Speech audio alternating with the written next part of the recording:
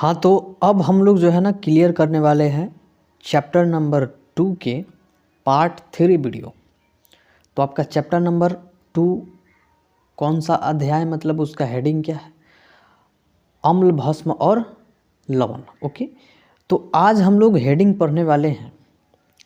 क्षार और क्षारक के बारे में अंतर हम लोग देख लिया है। अब जो है ना हम लोग कुछ क्षार जिसमें उपस्थित अम्लों के नाम देखना चाहते हैं, जो 2 नंबर से तो पूछता ही पूछता है। हर साल आप लोग प्रीवियस ईयर का क्वेश्चन उठाकर देख लो, हर साल पूछा हुआ है 2 नंबर से। ओके, चलो, तो हेडिंग आप लोग देना क्या है? कुछ हेडिंग देना है कुछ प्राकृतिक। 1 मिनट रुक जाओ, थोड़ा इसको फ्लाइट वन मार लेते हैं। चलो, कुछ प्राकृतिक मतलब जो मानव नहीं बनाया, प्रकृति के द्वारा, भगवान के द्वारा निर्मित हो। कुछ प्राकृतिक क्षार जिसमें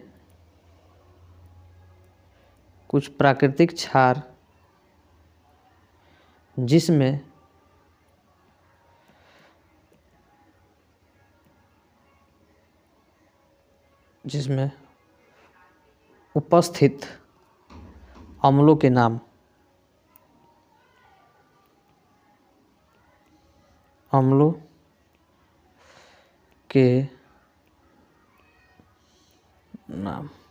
ओके, चलो आगे देखते हैं हम लोग। तो सिरका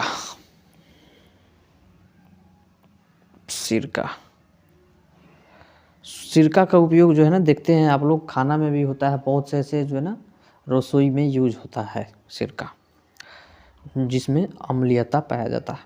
तो इसमें कौन अम्ल पाएगा? तो इसमें बाबू लोग अम्ल पाया जाएगा एसिटिक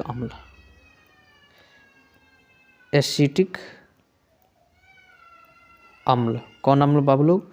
एसिटिक अम्ल। तो क्वेश्चन पूछेगा कि सिरका में कौन सा अम्ल पाया जाता है, तो आप लोग बोलिएगा एसिटिक अम्ल। चलो दूसरा का देखते हैं।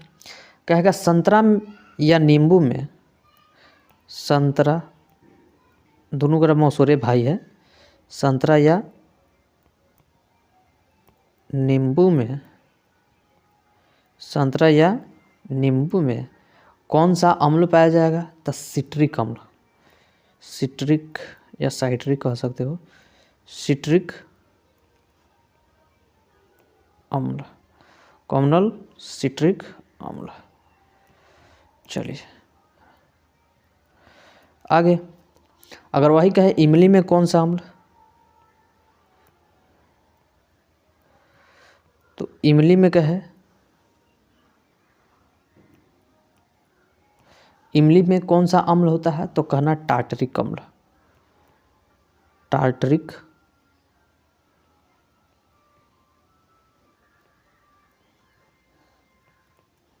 ये 2 निशान दिए, इसका मतलब सेम टू सेम उतर जाएगा। ओके, चौथा देखते हैं। टमाटर में कौन अम्ल, जो हम लोग टमाटर सब्जी में डालते हैं, टमाटर में कौन अम्ल, तो कहना ऑक्जेलिक अम्ल।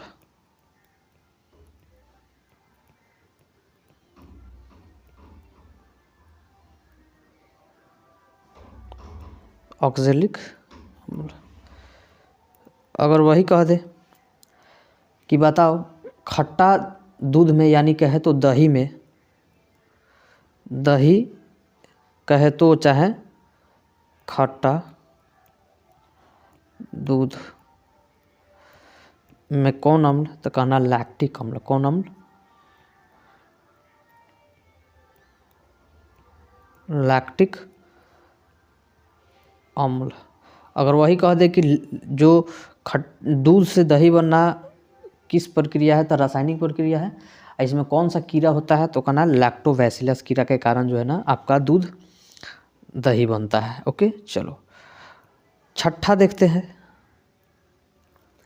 अगर वही पूछ दे कि चींटी के डंक में या फिर मधुमक्खी के डंक में कौन सा अम्ल पाया जाता है, तो कहना फॉर्मिक अम्ल।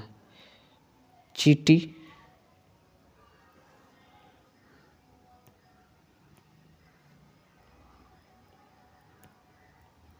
चींटी या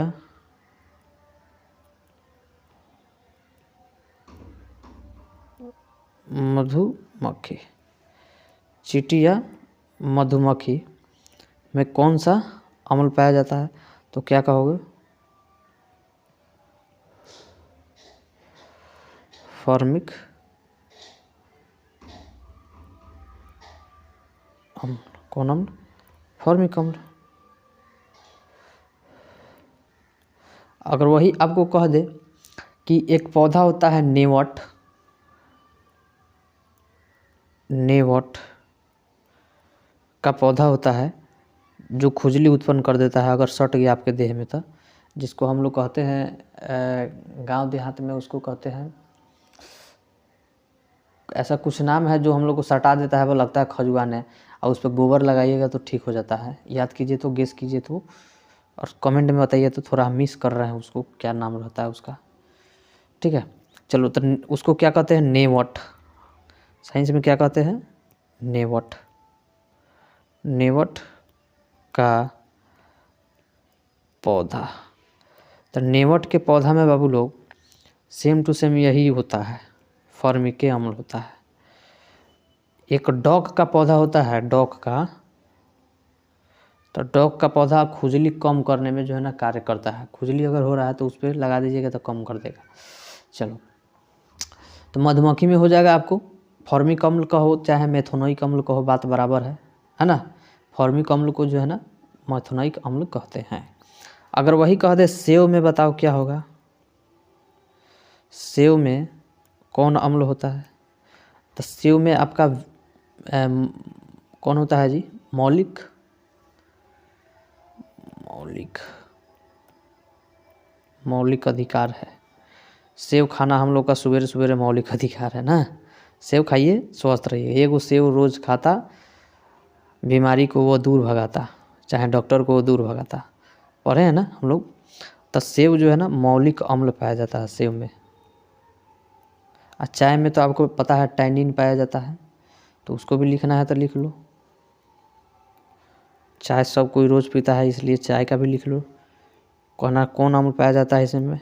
तो कहना टैनिन। कौन पाया जाता है? टैनिन अम्ल पाया जाता है। ओके।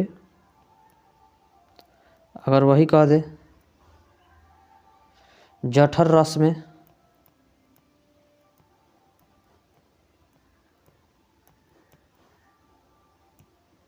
अगर वही कह दे कि जठर रस में, तो कहना गैस्ट्रिक अम्ल।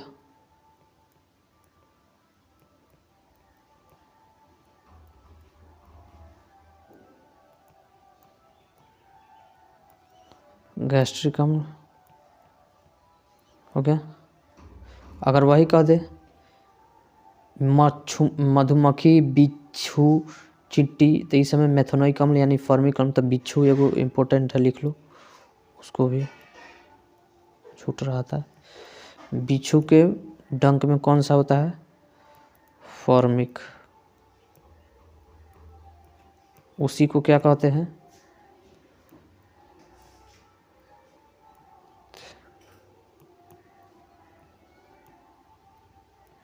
उसी को कहते हैं मेथोनोइक, मेथोनोइक अम्ल।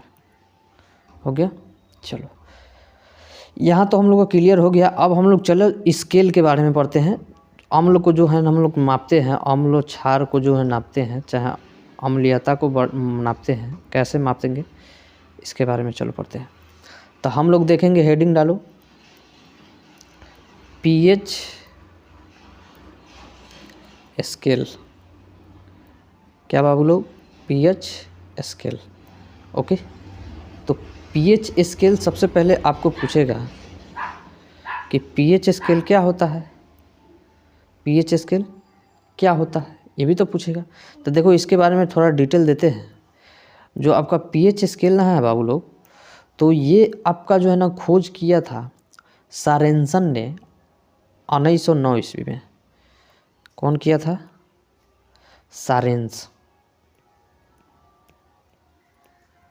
सारेंसन ने कब किया था? 1909 9 ईस्वी में। अब देखो ये तो हो गया। अब पूछेगा कि ये जो पीएच स्केल है ये किसे कहते हैं। पीएच स्केल किसे कहते हैं लोग?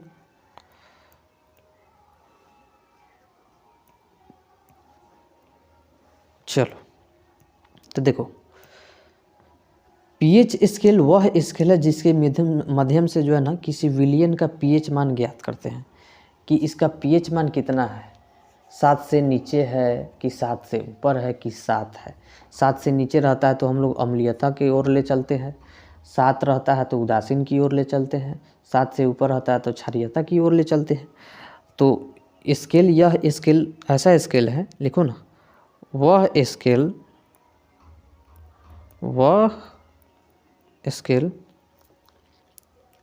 जिसकी मदद से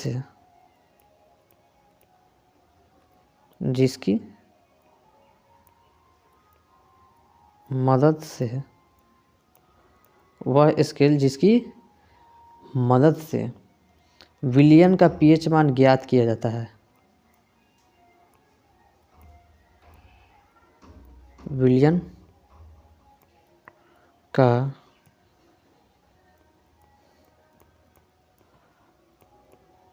पीएच मान ज्ञात किया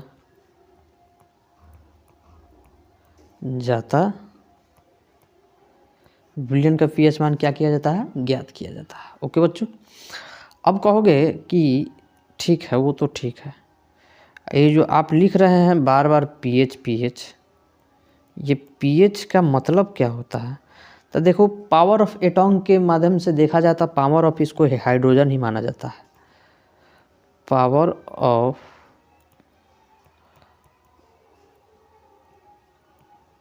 हाइड्रोजन ही माना जाता है।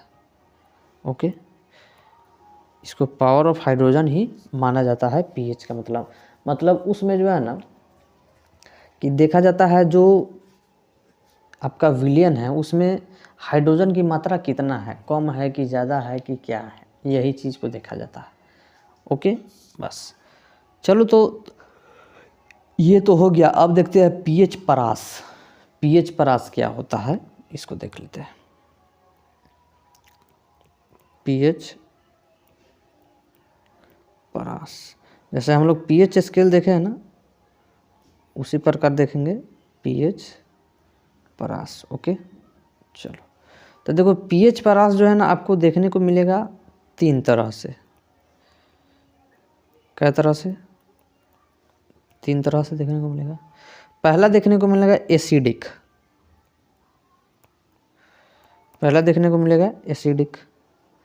दूसरा का देखने को मिलेगा न्यूट्रल,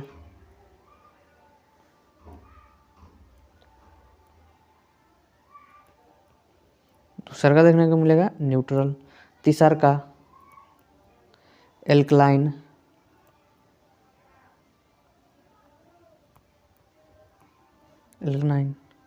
तो देखो ये चीज़ें एसिडिक अगर रहेगा तो 0 से आपका 7 के अंदर में रहेगा, ये आपका जो है ना 7 रहेगा, ये 7 से ऊपर रहेगा यानी 14 के आसपास। ओके, चलो तो ये बात आप जो है ना ध्यान से रखिएगा, इसको और इसको। जैसे आपको एसिडिक का बात करें तो समझिए कि 0 का बात कर रहा है, 0 से लेकर 7 का बात कर रहा है। न्यूट्रल का बात करें तो सीधे 7 का बात कर रहा है। एल्कलाइन यानी क्षार का बात कर रहा है, तो आपको 7 से 14 के बीच का बात कर रहा है। ठीक, तो परास की संख्या कितनी होती है, याद रहेगा? तो परास की संख्या आपका 3 को होता है, एगो अम्लीयता, एगो उदासीन, एगो क्षारीयता। ओके, तो चलो हम लोग स्केल बनाते हैं और उसी के हिसाब से जो है ना देखेंगे हम लोग। ओके, चलो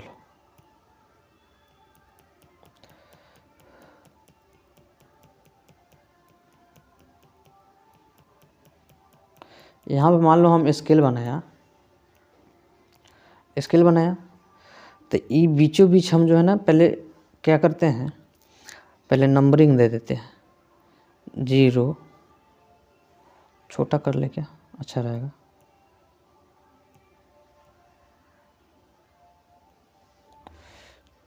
0 1 2 3 4 5 6 7 8 9 10 11 12 13 14 हो गया।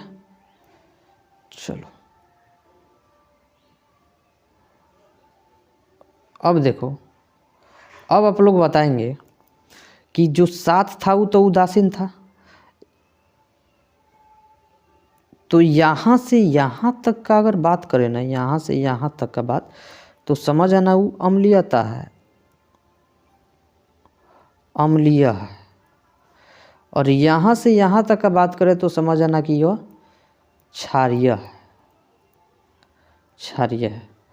अगर इसका बात करें तो समझ आना उदासीन है। क्या है? उदासीन है। तो आप लोग दिमाग में बात रखिएगा क्या कि देखो, अगर तुम 7 से जितने नीचे जाओगे, 7 से जितने नीचे मतलब 0 की ओर बढ़ोगे, उतना जो है ना अम्लीयता क्या होगा आपका, बढ़ेगा। अम्लीयता क्या होगा बच्चों? बढ़ेगा। मतलब कहने का अर्थ है कि हम कहें कि बताओ किसी पदार्थ का अम्ल की पीएच मान 2 है और किसी पदार्थ का अम्ल का पीएच मान 3 है, तो सबसे ज़्यादा अम्लीय कौन होगा? तो आप कहिएगा 2 होगा, ना कि 3 होगा। बात समझ रहे हो? अगर कहें किसी पदार्थ का पीएच मान 0 है और किसी पदार्थ का पीएच मान 3 है, तो आप किसको ज़्यादा अम्लीय मानिएगा? तो 0 को मानिएगा, ना कि 3 को। ओके। अगर वही चीज़ इधर चले तो जस्ट उल्टा हो जाता है।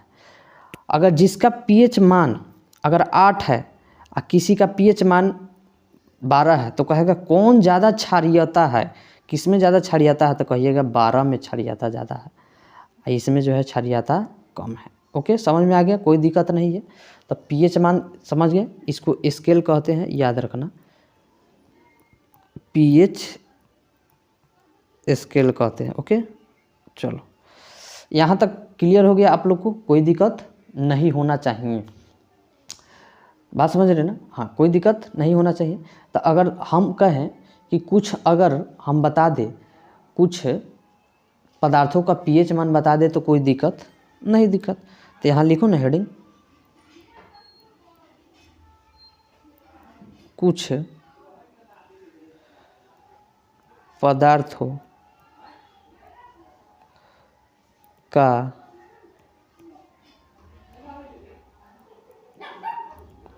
पीएच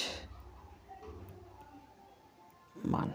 ओके बच्चों, चलो तो चलो लिखना हम लोग शुरू करते हैं। ओके, चलो तो 1 नंबर में डालो अमाशय रस। अमाशय रस मतलब हम लोग का जो पित्तरस बनता है अमाशय में, उसका बात कर रहा है। जैसे HCl हाइड्रोक्लोरिक अम्ल हमारे पेट में जो है ना एक अम्ल का कार्य करता है। चलो तो अमाशय यहाँ पे कह रहा है, तो अमाशय हम लोग का कै गो है? ये गुना है। पेट हम लोग का ये गुना है। तो इसे भी याद रखोगे कि पेट में जो रस है उसका पीएच मान क्या है? 1.0 हो, 1.0। अमाशय 1 तो 1.0, 1.0। अगर वही कह दे कि बताओ टमाटर रस, टमाटर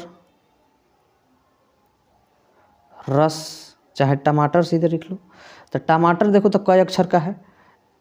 1 2 3 4, 4 अक्षर का है। तो टमाटर का पीएच मान कितना मान लोगे? 4.1। कोई दिक्कत? हम कोई भी बात करेंगे तो ये ना टमाटर का बात करेंगे, सबका थोड़ी बात करेंगे, नहीं। तो 4 अक्षर का टमाटर, आइए वो टमाटर के बारे में बात किए तो 4.1।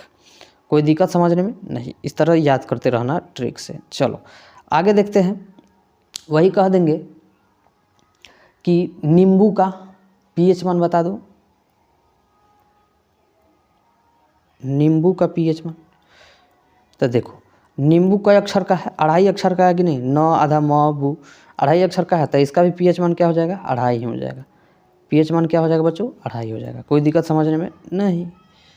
चलो अगर वही कह दे, वही हम अगर आपको कह दे पसीना, पसीना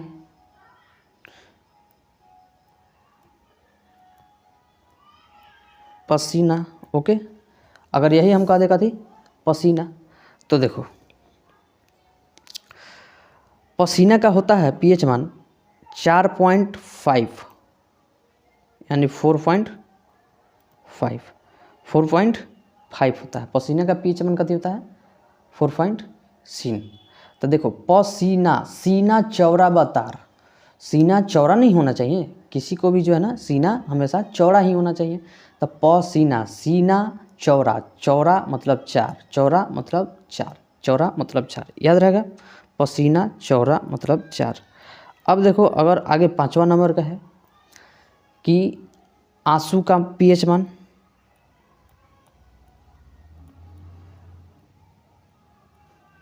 आंसू का पीएच मान, तो इसका पीएच मान होता है 7.8।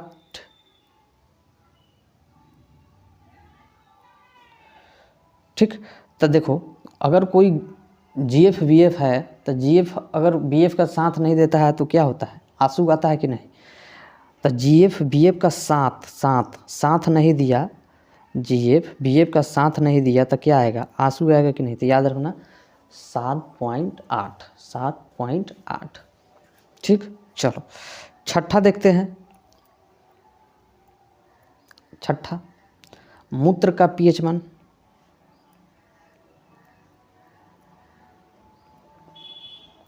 मूत्र का पीएच मान। ठीक है, तो देखो मूत्र कहाँ से निकलता है, पेनिस से। मूत्र कहाँ से निकलता है, पेनिस से। और पेनिस किसके पास नहीं होता है, तो छक्का के पास नहीं होता है। पेनिस किसके पास नहीं होता है, तो छक्का के पास नहीं होता है। तो याद रहेगा मूत्र कहाँ से निकलता है, पेनिस से। पेनिस समझते हो ना, पेनिस यही होता है, ये आपका वृषण है, याद रखना। ठीक, तो पेनिस यही होता है, तो इससे मूत्र निकलता है, कोई दिक्कत नहीं है। बायोलॉजी पढ़ोगे सब आपको जो है ना लाज शर्म धोआ जाएगा। ठीक है, तो ये मूत्र निकलता है पेनिस से। अब पेनिस ये जो किसके पास नहीं होता है, तो छक्का के पास नहीं होता है, जिसको हम लोग कहते हैं ट्रांसजेंडर। क्या कहते हैं उसको हम लोग, क्या कहते हैं बच्चों, ट्रांसजेंडर। तो छक्का के पास नहीं होता है पेनिस, याद रहेगा, कोई दिक्कत नहीं है ना। चलो अब देखते हैं हम लोग बच्चों आगे। मूत्र का हो गया, मूत्र का पीएच मान 6 होता है, 6.0। टमाटर का भी हो गया, है ना। अब देखते हैं दूध का।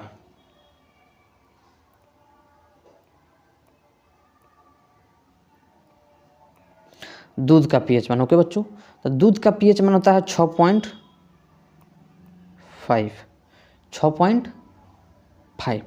अब देखो 6.5 होता है दूध, तो दूध तो इसका कोई आप लोग तरीका अगर अपनाना चाहो तो अपना सकते हो। ठीक है, तरीका अपना सकते हो।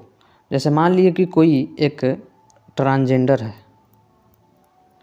तो वो कह रहा है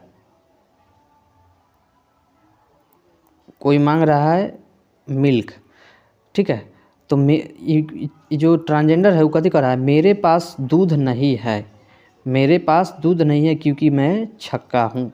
मेरे पास मिल्क नहीं है क्योंकि मैं क्या हूँ, छक्का हूँ। कोई ट्रांसजेंडर कह रहा है, ठीक है, कोई ट्रांसजेंडर कह रहा है कि मेरे पास दूध नहीं है क्योंकि मैं छक्का हूँ।